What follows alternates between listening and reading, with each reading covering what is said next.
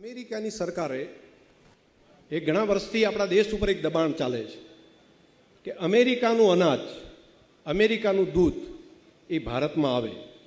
હવે એમને ખેતરો મોટા મોટા છે, એમને ખવડાવવાના પૈસાની કાંઈ જરૂર નથી, ઘાસ ખૂબ છે, એટલે ફોડરનો ખર્ચો થતો નથી. આપણે તો દરેકને ખવડાવવા માટે એક એક ગાયની વ્યવસ્થા કરવી પડશે. બીજું આપણું દેશી ગાયો છે, એમને એવી ગાયો છે કે જે 50-50 લીટર દૂધ આપે અને ખેતરોમાં છૂટી ચરે છે, એટલે 15 રૂપિયા અને 20 રૂપિયા લીટર પણ દૂધ એ લોકો આપી શકે.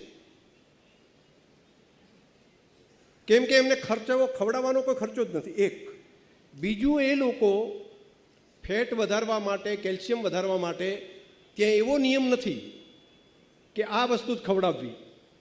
એટલે આપણે ફેટ જો વધારવો હોય તો આપણે શું કરીએ છીએ? પાપડી ખવડાવીએ, કપાસિયા, રાયડાનો ખોળ, એ બધું આપણે દાણમાં નાખીને ખવડાવીએ.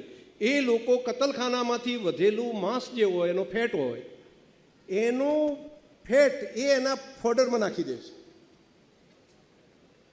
એટલે એ એને સસ્તો પડે છે. અને જે ગાયોને જે માંસાહારી જે ખોરાક છે એ ત્યાં ખવડાવે. જો આ ચાલુ રહે તો ભારતનો ડેરી ઉદ્યોગ બંધ થઈ જાય અને 2-5 વર્ષ પછી આપણા દેશનું પશુધન રહે નહીં. એવું જ ખેતીના પાકોમાં પણ છે.